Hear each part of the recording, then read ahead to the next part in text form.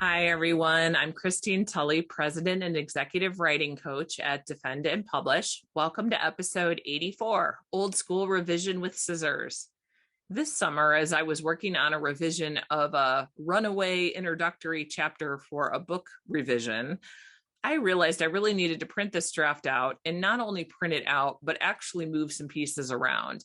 I tried doing it on screen on the computer, and because of the length of the chapter, which was around 40 pages, I found I could not remember where things were in the chapter. So I couldn't remember when I introduced, say, my methodology that was used for my study participants. I couldn't remember if I introduced an argument as to why I was studying this specific population, and so on. And what really helped me was to actually print out my article and then go old school and cut up my article and put it in the order it needed to be in by moving around the little chunks of the article. So today's episode is going to talk you through how I ended up doing it in a systematic way. And for those of you that are watching it on YouTube, you'll be able to see screenshots of what it looked like for me. For those of you listening on audio, you can check out our YouTube video that goes along with this episode. We always post all of our podcasts on YouTube. So this one, you might want to see screenshots, but I will also just describe the strategies I used, and you'll be able, I think, to at least get a sense from that. So let me share the screen with everyone. Okay. And so what old school revision is, in my mind, is that this is where we were doing things maybe 20, 30 years ago to try to figure out revision before maybe we were as in tune to writing with our computers as we are now, or our phones, or other ways that we do writing. So this really is like it sounds. I printed out my draft and I got some scissors and went to work. And what I found was when I went to look to see if anybody else is still doing this, I found this really interesting article by Daryl Bem. I will post it in the show notes. It's about writing an empirical article and how to make sure all the pieces are there to make logical sense, which was great. But I love the quote that he said about scissors. And I am going to read this if you'll indulge me for a second. But do not be ashamed to print out a complete draft of your manuscript, spread it out on the table of floor, take pencil, scissors, and Scotch tape in hand, and then, all by your low-tech self, have at it. And that is exactly what I did. And for the record, because I'm sure somebody will wonder, how long does this take? This took me about probably total, maybe 6 hours, but spread over 3 days of times of coming back to it. So let me walk you through what I did. And I really view doing a scissors revision, if we might want to call it that, in two phases. So the first one is just printing out your article on one side only. This is really incredibly wasteful, for sure. I want to acknowledge that, though necessary, I would also acknowledge in this case. The next thing that I did, though, is I sat down with a pen in hand and I just identified different chunks of the article. So you might have 20 different chunks or 30 in your book chapter, in your dissertation chapter, whatever it is. And for the record, I would argue only to work with one piece of a big project at a time. So just a chapter if you're doing a dissertation or a book. And these are some of the chunks I had. This is not all of them, but I wanted to give you a span of all the different things going on in this chapter. So one was just background information. Why is the project here? Why is my study important? Some support for my argument. So this time, if I'm saying using support in that way, it could be actually from the scholarly literature. So one podcast episode I'd encourage you to turn to would be our Reasons for Source Support episode. I'll link to that one in the show notes, because sources play all different kinds of roles. You might need one for background. You might need one as a counter argument. So I kind of looked around to see, where am I supporting my argument with literature? I also had to have some kind of introductory thing to note, what am I doing in this book? What's my project? Why am I doing it? I had to also argue why my project was novel. What is the need for it, right? So some of these things are going to come in a logical order. For example, I could talk about methodology after I talk about my project, but it probably doesn't make sense to talk about a quick methodology description before I've even introduced what my project is. So some of these things are going to go in an order that's logical anyway, and might not deviate that much from what you already had. But by thinking of them in chunks, I went paragraph by paragraph. But then I also looked inside paragraphs themselves, because one thing I found right away is that, I have a single paragraph with two different purposes happening. So I might have tried to jam in some background information and then some methodology. So when I was cutting up this draft, I had some small chunks of just a couple sentences each. I did not try to maintain a paragraph structure in any way. Here's some other reasons: a rationale why my methodology was appropriate, or maybe some anecdotes from participants. Those were things I had going on in there. And then once I identified what the chunks were, and you can do this in a couple of ways, by the way, you can, just mark them on the sides of your paper. You can draw little boxes around them when you think they're discrete things. You could color code them. You could do whatever you want before you get the scissors out. But once I pretty much figured out the chunks, I got the scissors out and cut them up. Now, I have seen people reading and cutting as they go. So once they feel like, this is a new thing, they cut and make a new chunk, and you could do that too. So let me show you what this initially looked like. So what the picture that I'm showing my YouTube viewers, what they're looking at right now is basically my article's chunks spread out on the floor, and then a couple of spots where I left holes because I knew I needed something. So one thing that's evident from this picture is I do have a couple of solid pages where I didn't cut anything. And that's because this particular project is pretty close to being submitted. The wording's tight. I'm relatively sure I'm not all over the place in this chapter. What you might have when you try it is a whole bunch of itty bitty fragments, very small fragments, little boxes that you have to figure out and put in order.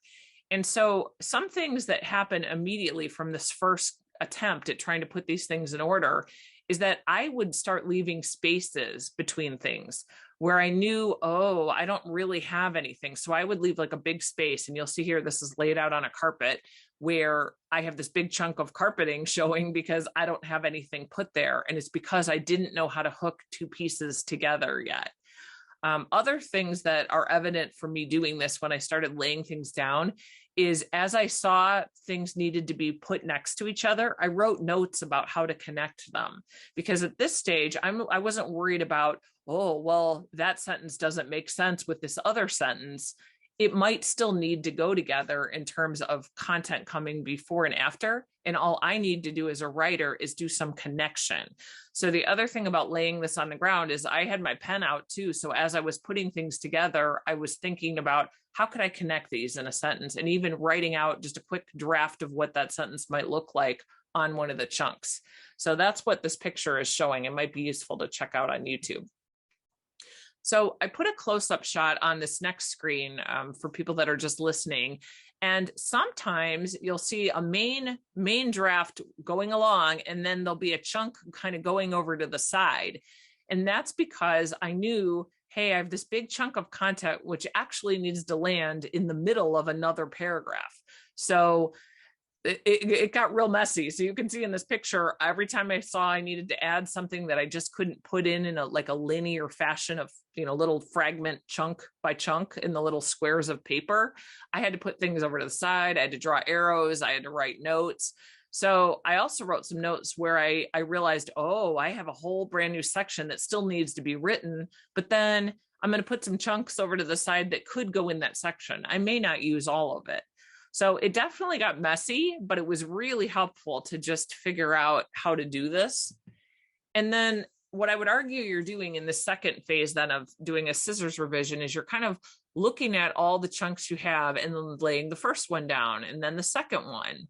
And once you get them in an order, you want to read through that order to see, do you keep telling the readers what they need to know next? So again, you're not going to stick methodology to start out your chapter probably, unless it's a chapter about methodology. But you really have to think about what's logical and what should come.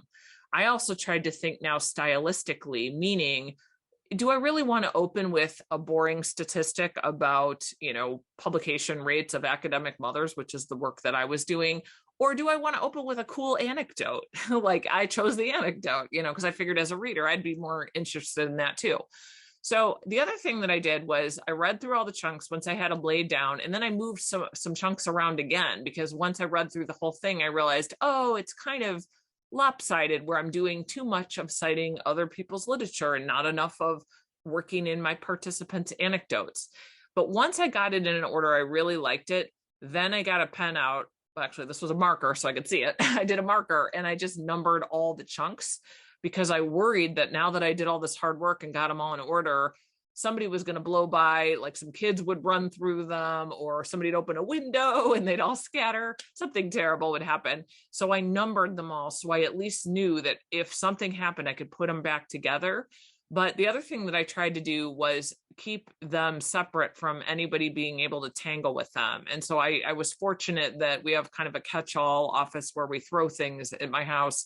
So I was able to just close the doors. I wrote a note on the door and I said, I'm going to kill anybody who puts stuff on there. I didn't really mean it, but I just wanted to let people know the gravity of the situation, that these are not just papers all over the floor. They're really me writing. Please don't touch them.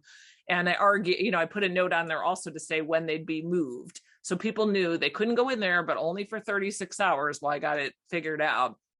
And then what I ended up doing was once I had read the chunks of, once I'd read how the chunks were in order, I was really satisfied. The next thing I did was sit on the floor with my laptop, open up a new document, and then start copying and pasting each chunk from the original document into a new one in the right order.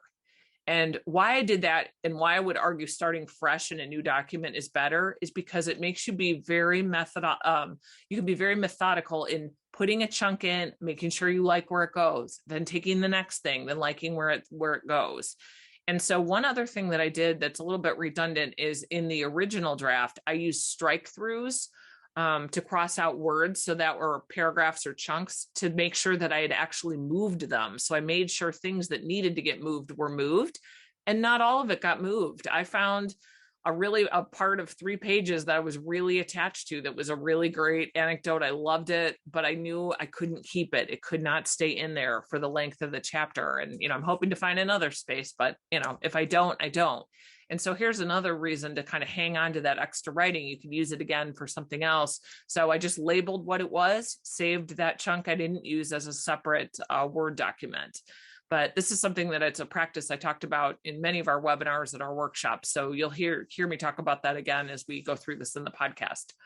But yeah, once everything's in there, I saved the document, but I also saved the chunks. I stacked them up in order with number 1 on top, and then saved the chunks in a folder just in case I need to come back and use it again. But I did not leave it on the floor, because I knew that, nobody was going to let me have that floor space for that long.